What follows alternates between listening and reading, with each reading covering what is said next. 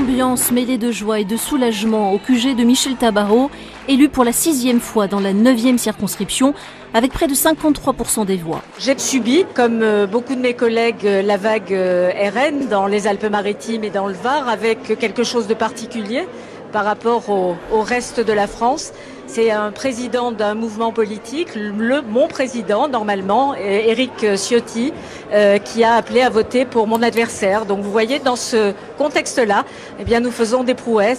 Pensez-vous que vous avez fait le bon choix, celui de ne pas suivre Éric Ciotti dans son rapprochement avec le Rassemblement national ? La solution la plus facile pour moi, c'était de partir avec Éric Ciotti, d'être sûr de ne pas avoir d'adversaire RN et donc de l'emporter au premier tour très facilement.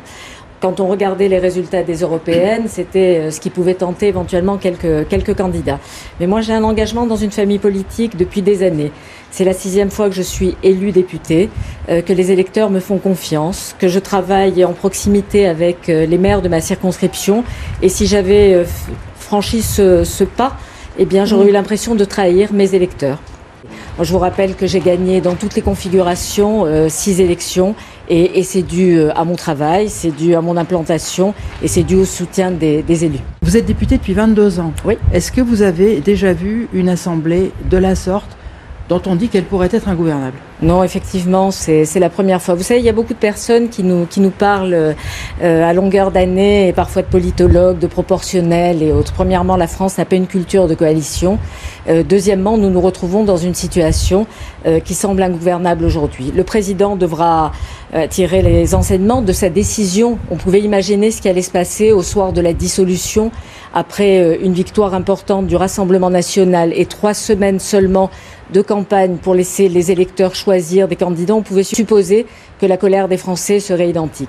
On se retrouve aujourd'hui avec plusieurs blocs, avec plusieurs sensibilités et surtout la possibilité pour le président de la République de choisir dans n'importe quel bloc. Donc on va voir ce qu'il aura l'intention de faire. Ce qui est clair en tout cas pour nous, pour les Républicains, c'est que nous garderons notre ligne, nous restons et nous défendons nos couleurs, nos valeurs, notre projet et que nous ferons de notre mieux pour notre pays. C'est-à-dire que tout ce qui ira dans le sens de l'intérêt de la France, nous le voterons et tout ce qui posera difficulté ou sera dangereux pour notre pays, nous nous y opposerons fortement.